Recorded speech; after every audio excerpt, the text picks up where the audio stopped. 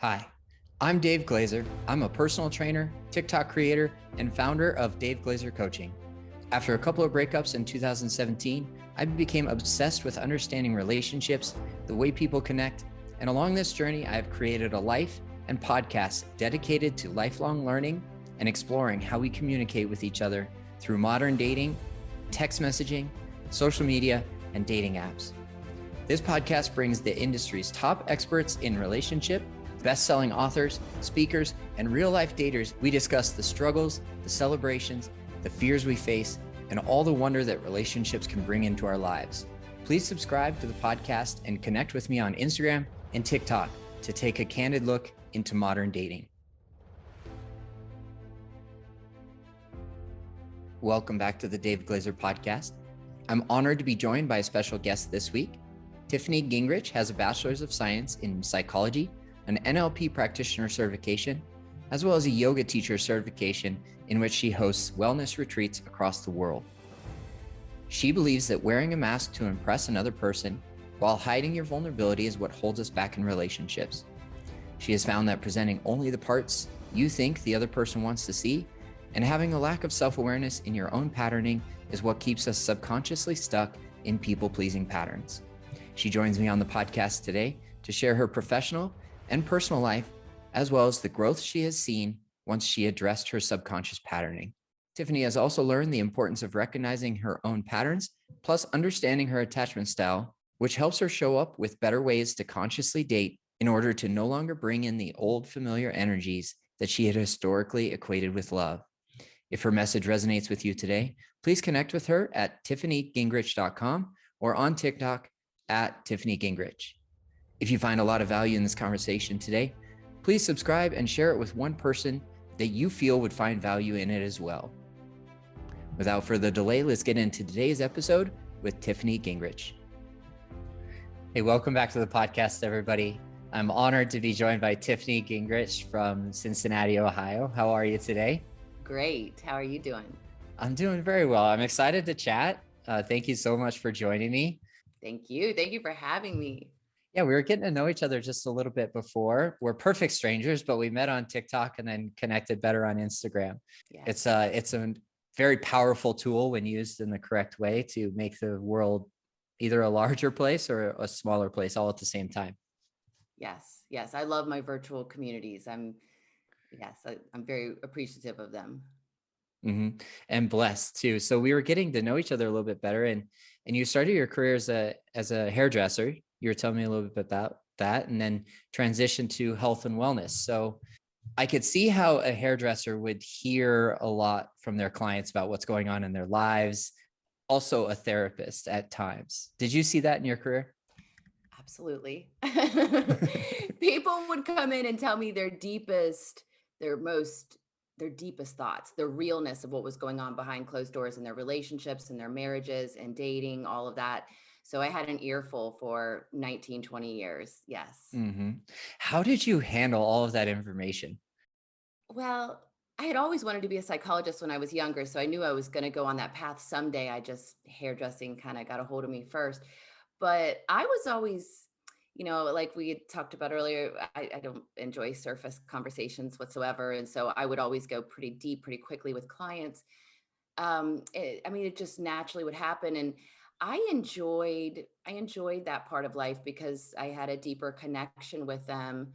Um, and there was just a lot of value. And I learned one of the things that I learned was I would always search for the happy relationships. And I would always, if someone did have a very happy marriage, I would always ask them like a ton of questions, like, so tell me about that. So how did you guys meet? And, I would really get into it. And I noticed a few common denominators over the years of who had the happy marriages. And there was only about 5 in all of those years that I could, that I can think of and that I could identify as healthy relationships. And a lot of them spent a lot of time apart, doing their own activities and interests, working on themselves. And they also prioritized the communication and the relationship. So those are Mm-hmm. just things I picked up over the years from them. Yeah. What is it about spending time apart, enjoying their own passions and pursuits that you feel is important to have to contribute to the foundation of a healthy relationship? In my experience and in my learnings over the years, and also personal experience and all that, someone that I really have learned a lot from is Esther Perel. Hmm. Love her. And she's big into we have to have our own interests and work on ourselves, and we can evolve separately and then come together and enjoy that. But for me, I mean, I feel like it's incredibly important because, codependency being an issue for many, many people, myself included, I feel that a person having their own interests and things that really light them up that's separate from the partner, or the partner seeing their partner doing something that they're like, wow, I've never really seen you in that element at home. That's fascinating. These people respect and love you. Wow. Things like that. I just find a lot of value in that. Hmm.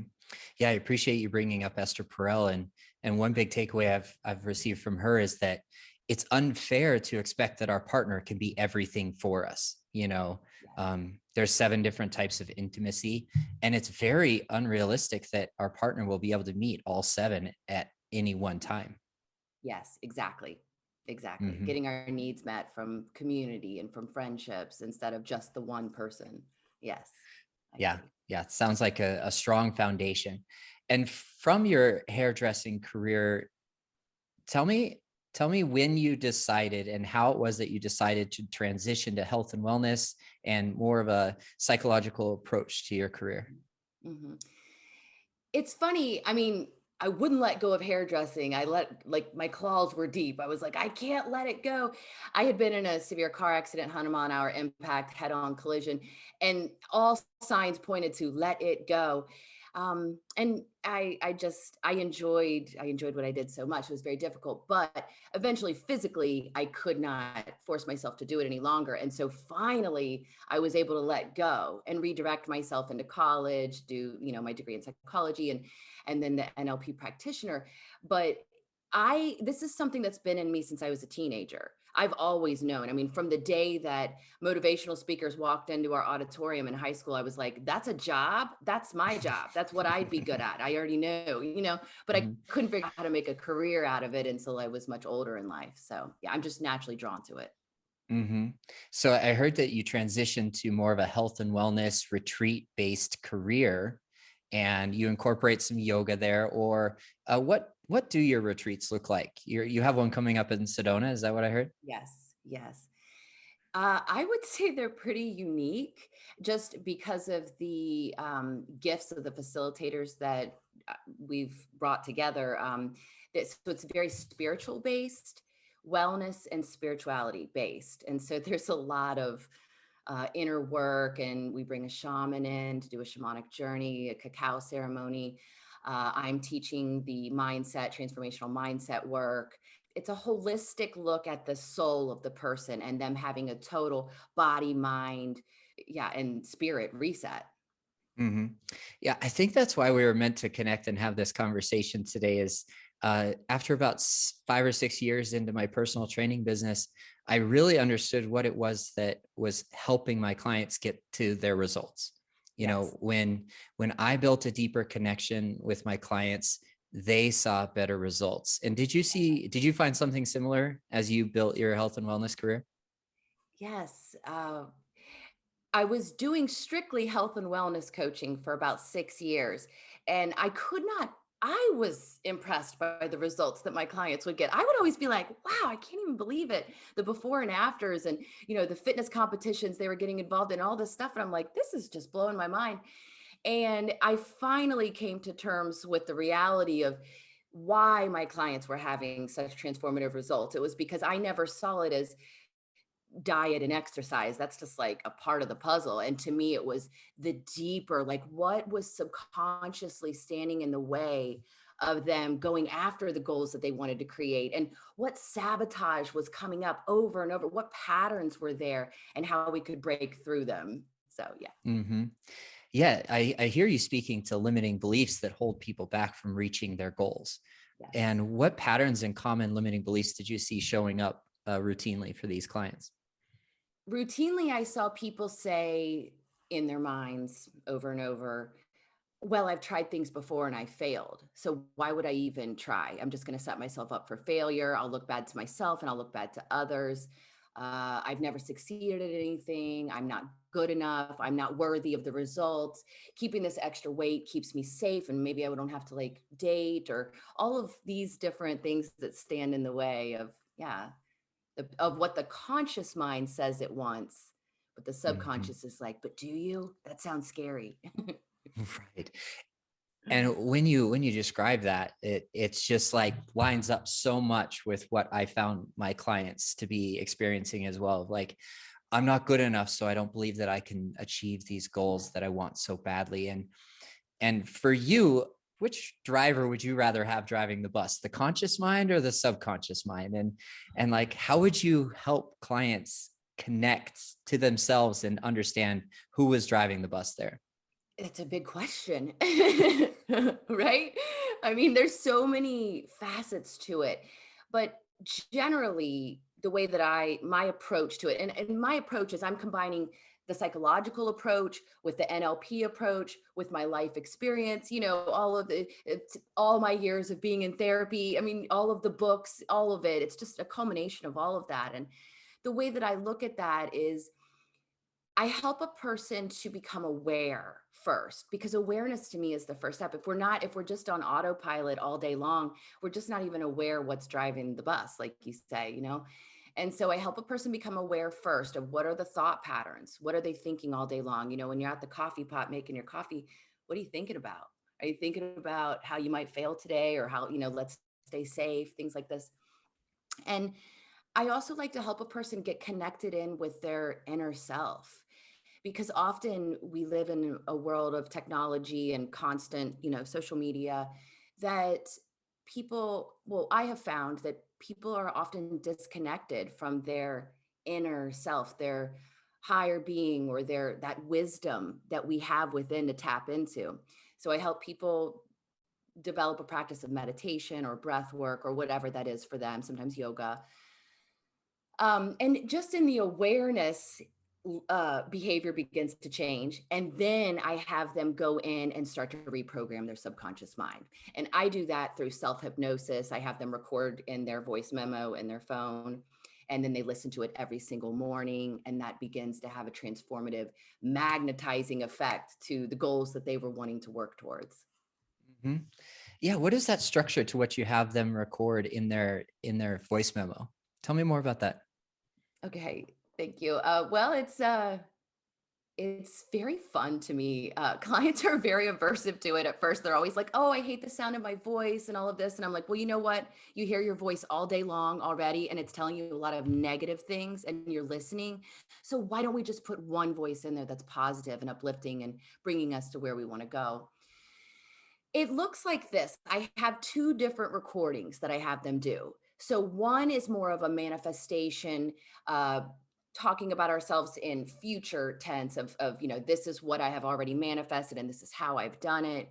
So I have them do that little one sometimes when we're working towards some goals, as if it's already became true. So they listen to that every morning, and eventually that does have an effect on the subconscious. But the better one, the more transformative one, is the one where it's very extensive. So I send them a blueprint, which is just a blank copy, and they can fill in every part. And so basically I'm having them think about their identity, the rituals and habits that they want to have in their life every day. So, I am a person who goes to bed at this time, gets up at this time. I am a person who exercises this amount of times a week, things like this. And so and then I have them move into affirmations, and I keep the affirmations very simple, of an I am and then anything to follow. And I have them do about 10 affirmations at the end there. And just that process of them filling it out, recording it, and listening to it every day, people notice results very quickly from that, because it's a new neural pathway we're creating every morning. And you know all about that, Dave. I know a little bit about it, and I'm always seeking to understand a little bit more, which is, the foundation of the podcast over the last 4 years of like, how can I get curious? How can I reach out to other people who know more about their area of expertise a hell of a lot more than I do. And along the way, it just kind of created this understanding. You mentioned self-awareness, and I agree that self-awareness is the key.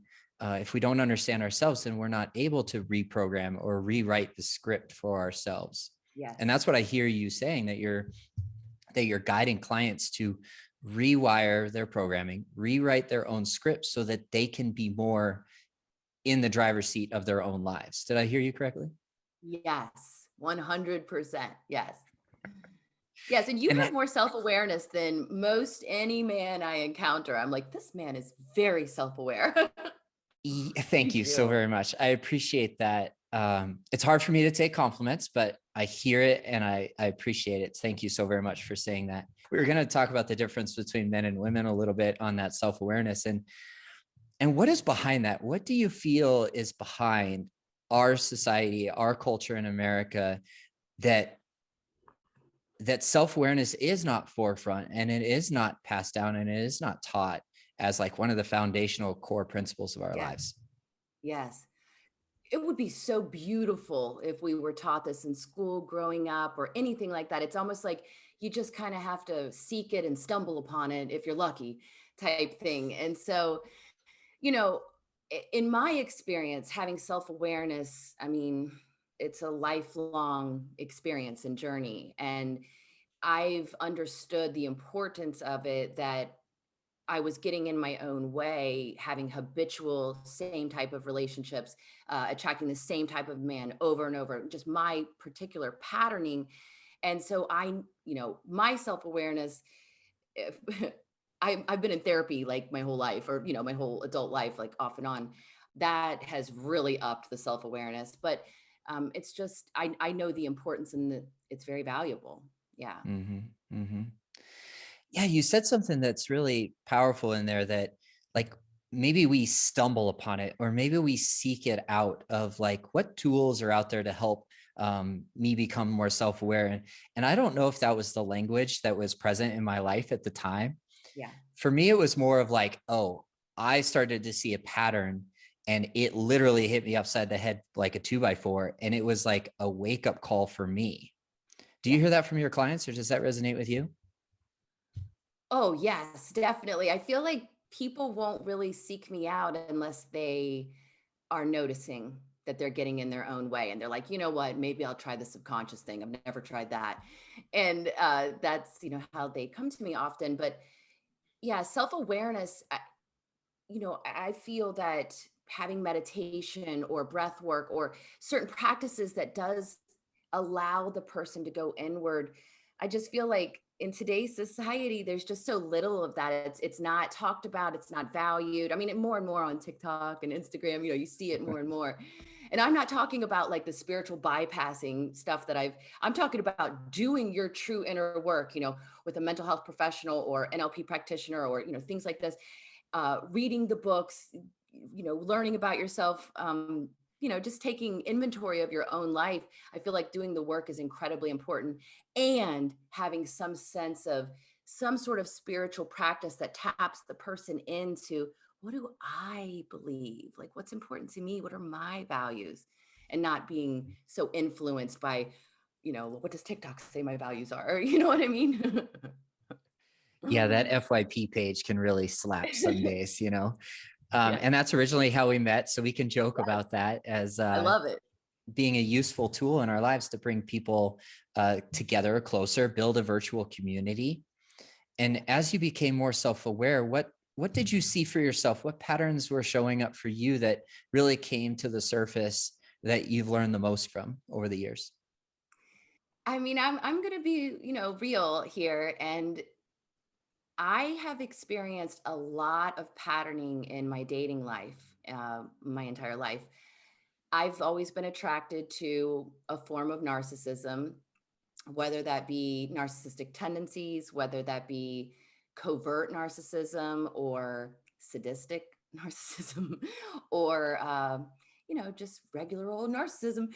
So, anyways, I've just always pulled people like that or men like that closer to me in life. I've always looked to them to have the answers, and that's because of my upbringing, and that was what I knew of my experience of love in life.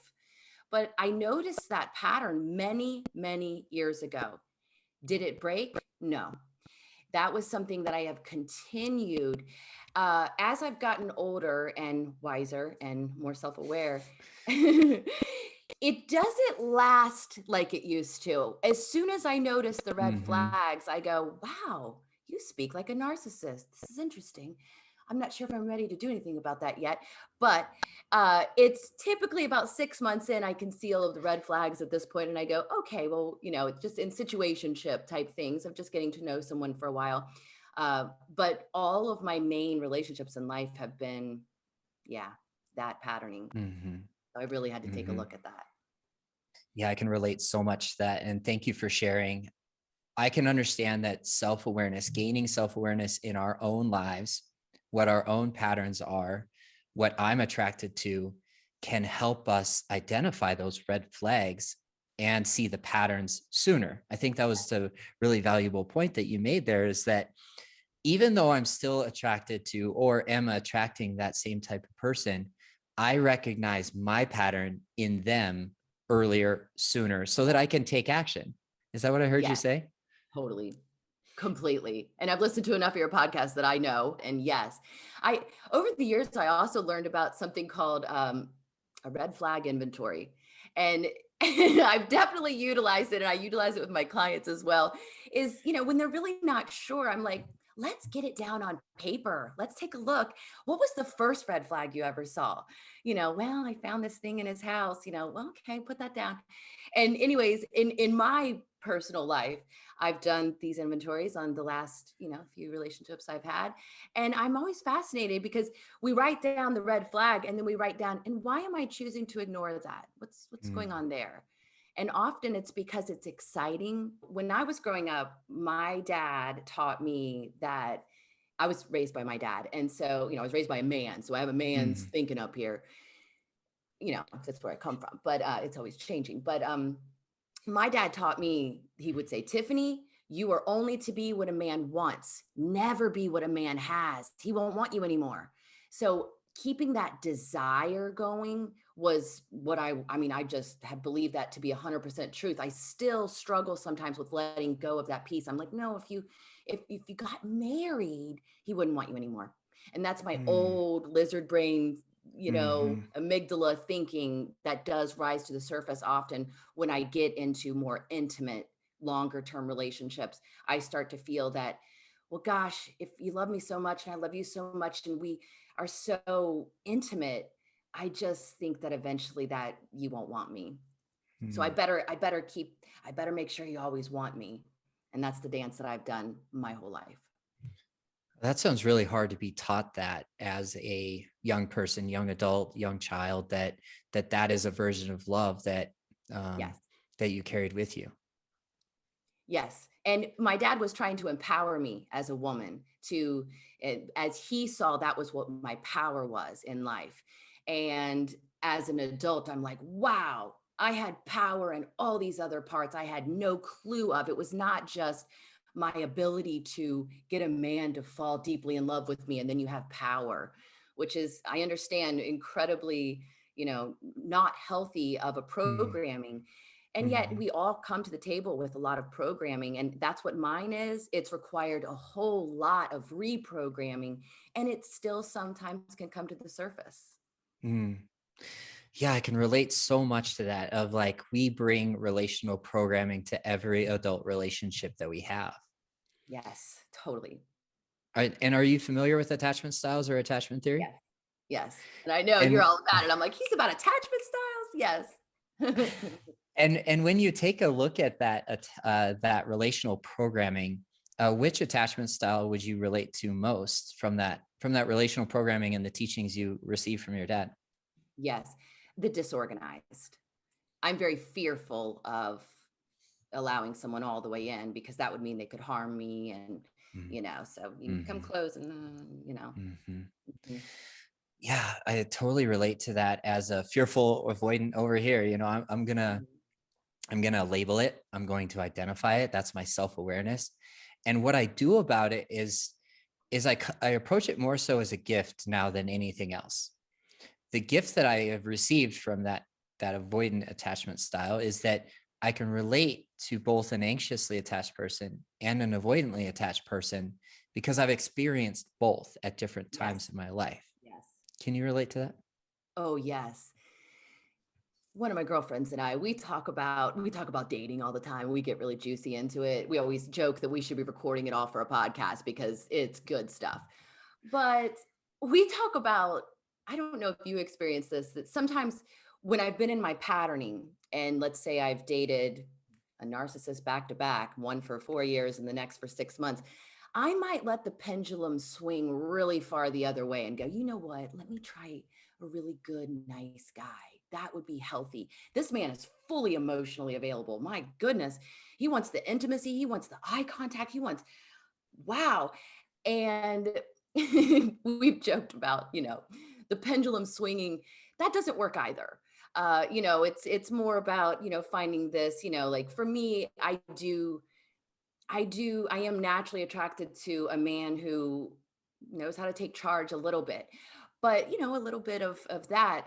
But there's a way to have a healthy form of that. A man who can, take charge just a little bit. And I'm a little old fashioned in my belief systems, in as far as that goes. I like to be in my feminine when I'm dating. But there's a way to not let it swing so far the opposite way, and just find someone who's very healthy and has worked on basically someone who's worked on their own issues. Yeah. Mm-hmm. Yeah, what I hear you describing on one end of the spectrum is like the awakened man or the new age man who's like totally into his emotions, and I can relate to that. And what sounded as if it was the right fit for you was a little bit more balance of like a good man with an edge to him, like that's going to keep you interested or excited and always like a little bit surprised. Is that what I heard, that like would be more neutral or more balanced or more, a healthier version for you? I've always been attracted to alpha males, and that's a problem. Um, it can be a problem, but there's something about the confidence and low anxiety that for me, a person who does live with a lot of anxiety, and, I've had a lot to recover from in this life and heal from. So whenever